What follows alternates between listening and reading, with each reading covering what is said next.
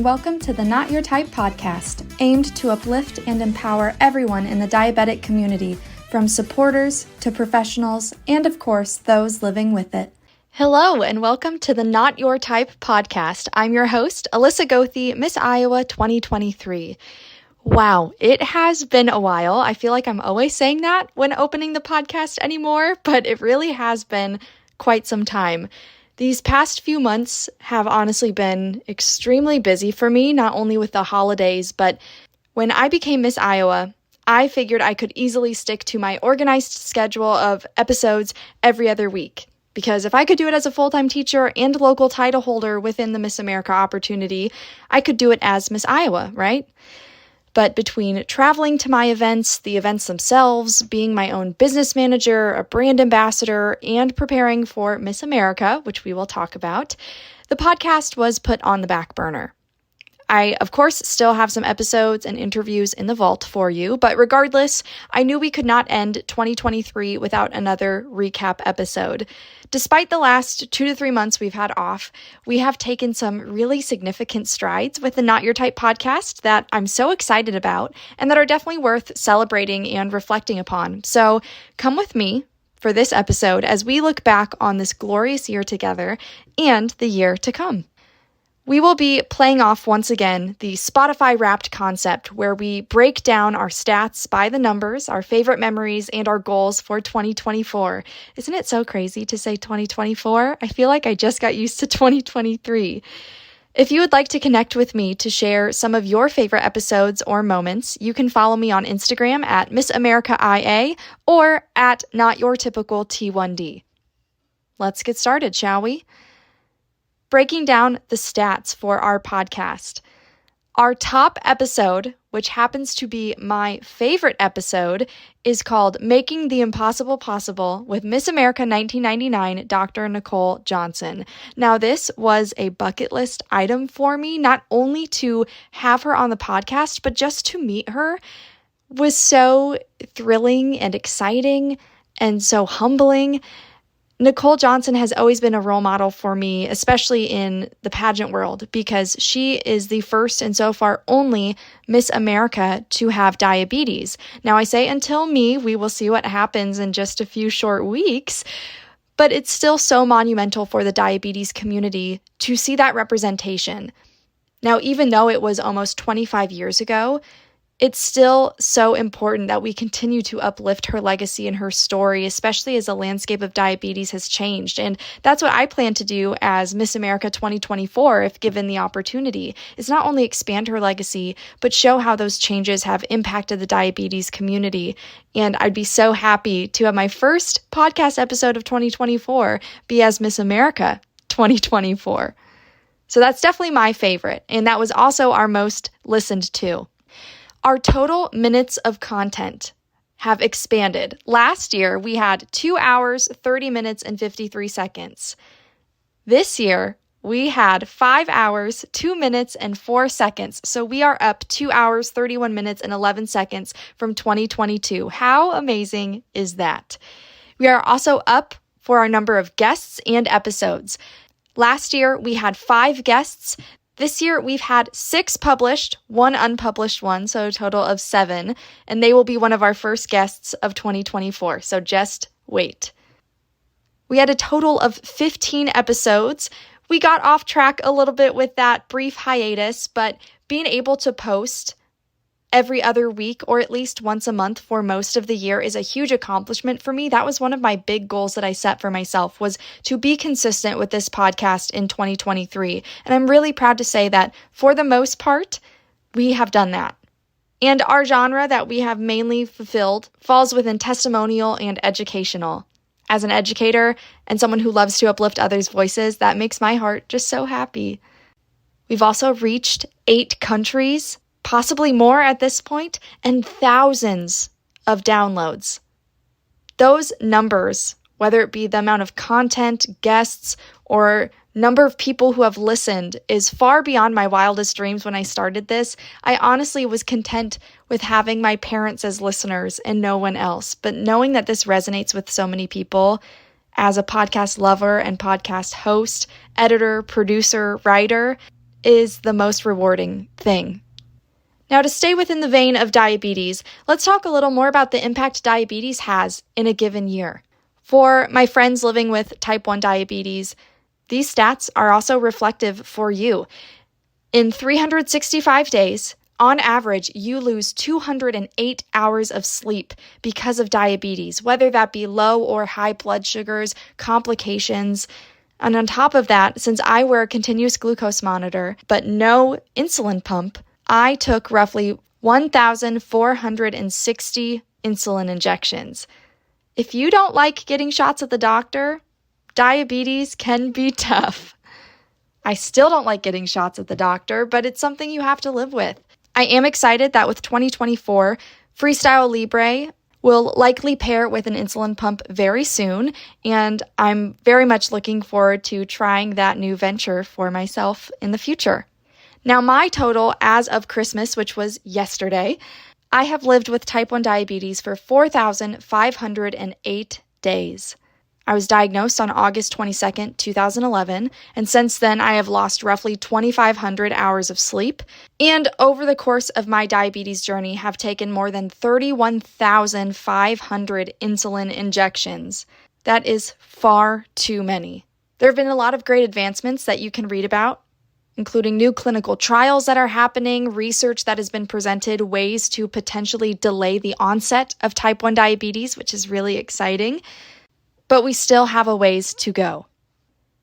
There were a lot of wins and challenges facing me and my diabetes this year, but one of the biggest wins had to have been when I was crowned Miss Iowa 2023. Now, there is a whole episode called The Highs and the Lows that you can go check out that describes a few of my highs and lows that happened only 2 weeks apart from each other, and I'll get into more of those in a little bit, but I want to focus on the impactful year I've already had as Miss Iowa. I was crowned June 10th, 2023, and for the past 6 months, I have traveled more than 33,000 miles across the country, visiting 7 states, 52 of our 99 counties in Iowa, and completing thousands of hours of service. All of that has contributed to my larger goal of leaving a legacy for those who didn't feel welcome in this organization.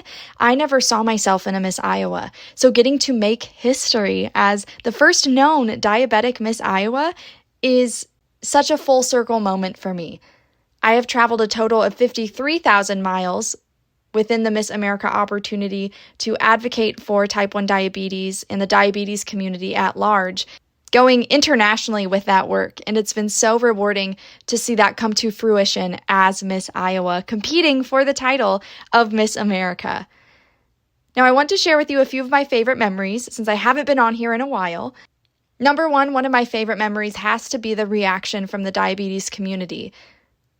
At almost every event, I have someone who sees my CGM or hears about my service work, and they share their personal connection to this disease, whether it's a loved one, a friend, or they themselves have it.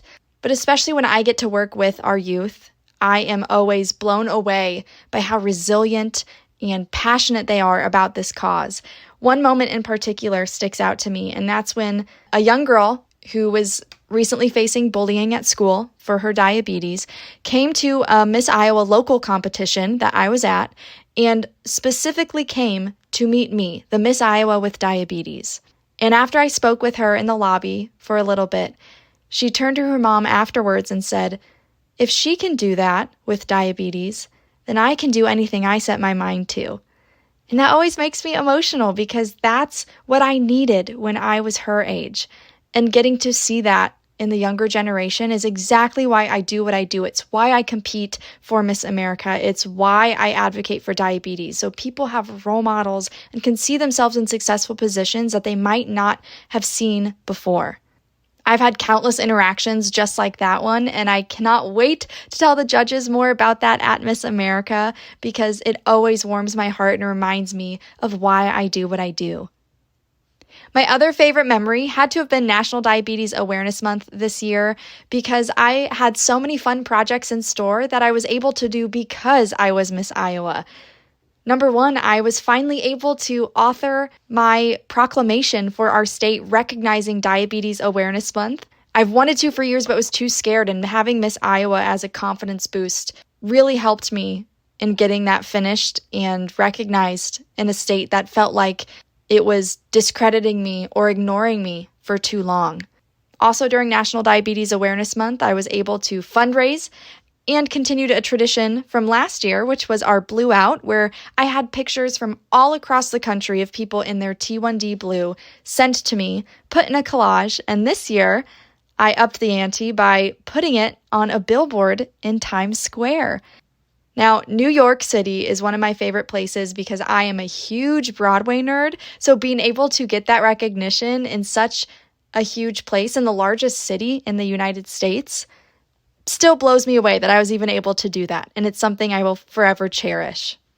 And my third favorite memory, because the best things come in threes, preparing for Miss America. That's what's been taking up so much of my time. I cannot believe I have this opportunity. I'm still pinching myself, but getting to show other people that despite the obstacles that are put in their path or the circumstances beyond their control, that they can still accomplish their dreams is the reminder that I'm carrying with me as I prepare and as I go on to compete, knowing that I'm representing something so much bigger than myself.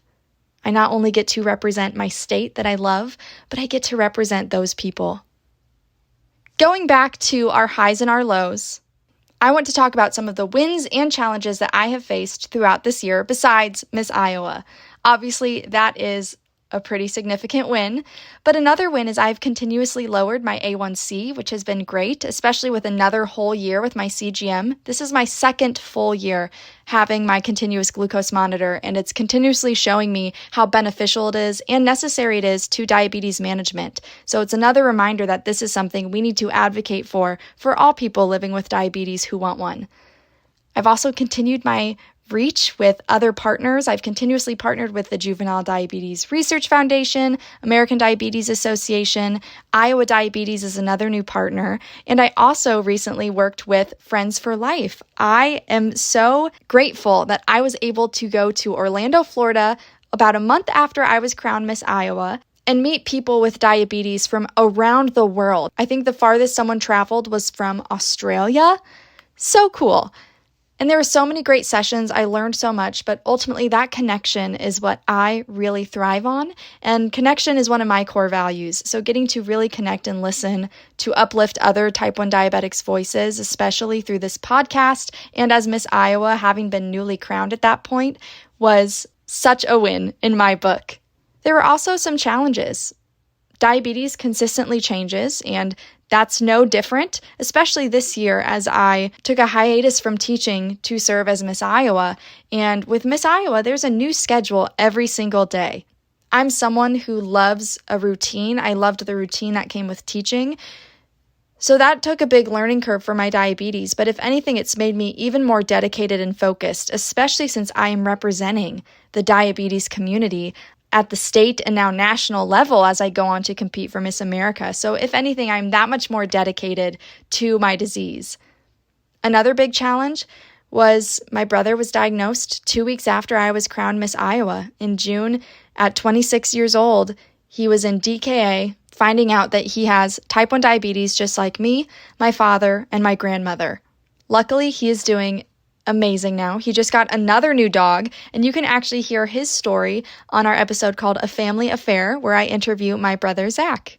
That's a really great episode. It makes me emotional when I listen back, so I would definitely recommend it if you have a newly diagnosed person in your family or a loved one who is, or you have multiple people with diabetes in your family. To move away a little bit from diabetes, I want to look at 2024. Now that we have recapped last year, let's look at the year ahead of us.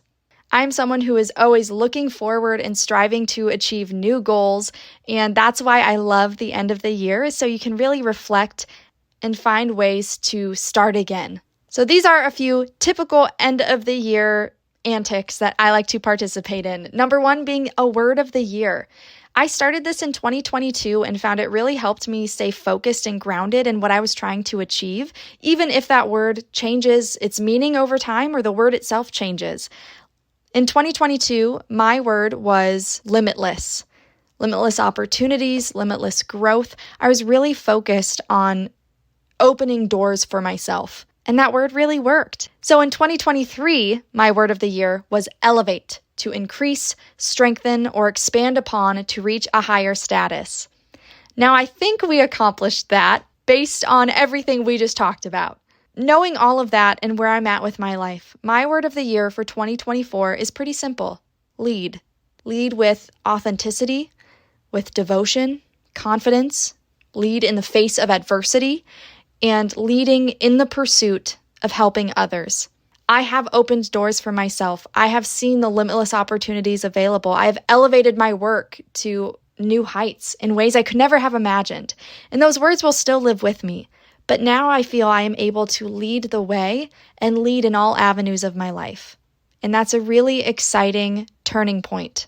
So I'm going into 2024 feeling confident as a leader and as someone who can lead by uplifting others.